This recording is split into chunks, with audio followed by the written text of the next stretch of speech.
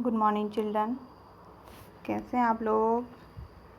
तो हमने वेडनेसडे के वीडियो में आपको पढ़ाई थी क्लास 3 की हिंदी, जिसमें पढ़ा था चैप्टर 3 चांद वाली अम्मा। तो बच्चों, आई होप आपने ये कहानी पढ़ी होगी और अच्छे से पढ़ी होगी और आपको इसके हर एक चीज़ के बारे में पता चल गया होगा। चांद वाली अम्मा के बारे में पता चल गया होगा।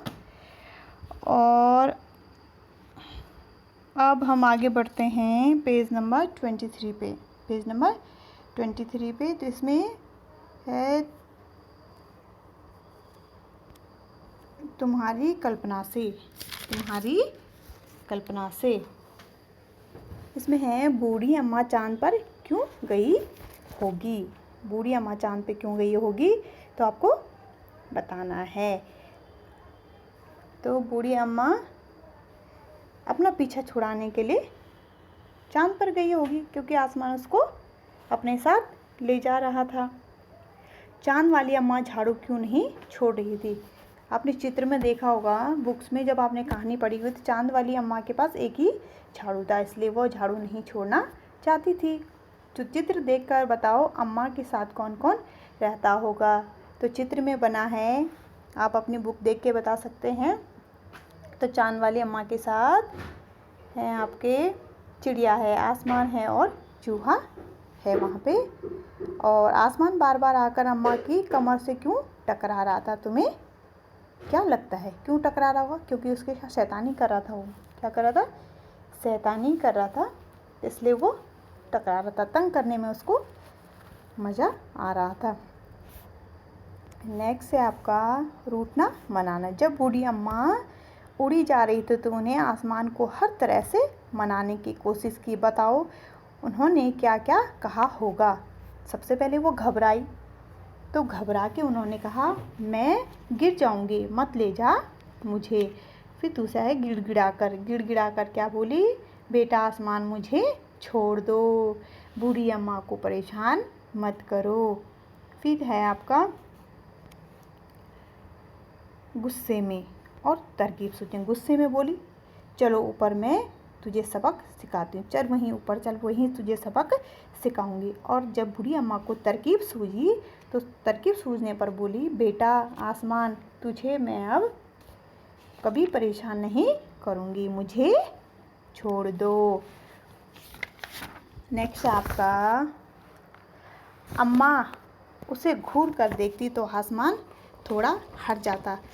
कब कब ऐसा होता है कि जब तुम्हें कोई घूर कर देखता है और तुम हट जाते हो। जैसे मेरा दोस्त मुझे घूर कर देखता है तो जब मैं उसका मजाक उड़ाता हूँ। अब देखो पिताजी, मेरे पिता, मेरे शिक्षक, मेरे भाई बहन, तो कब ऐसा होता है कि वो आपको घूर के देखते हैं और आप हट जाते हैं। अब है दम लगा के हईशा। रस्साकसी के खेल में दो टोलियों के बीच में खूब खींचातानी होती है। और खेलों के नाम बताओ जो दो टोलियों में आप लोग खेलते होंगे अपने दोस्तों के साथ। दो टोलियों वाला खेल तो आपको इसमें लिखना है। अब आपका साफ सफाई। तो घर की साफ सफाई करने के लिए किन किन चीज़ों का इस्तेमाल होता है?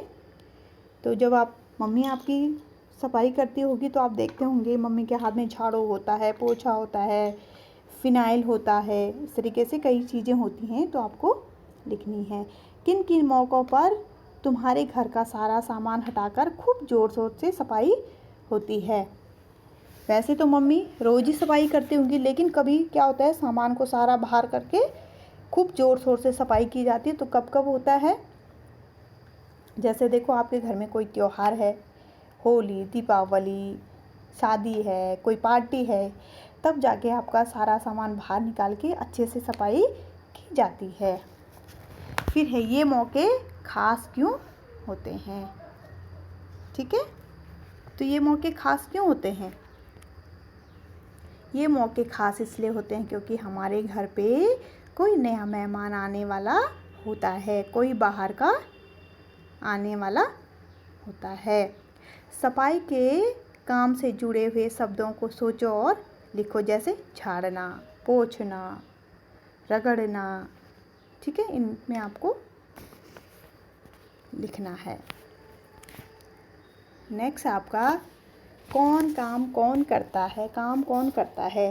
जैसे बूढ़ी अम्मा अकेली रहती थी, उन्हें घर पर सारा काम अकेले ही करना पड़ता होगा। उन कामों की पूरी सूची बनाओ जो उन्हें सुबह से शाम तक करने पड़ते होंगे। यह भी बताओ कि तुम्हारे घर में ये काम कौन करता है। बूढ़ी अम्मा के काम, यहाँ पे बूढ़ी अम्मा के काम, और मेरे घर के काम कौन करता है।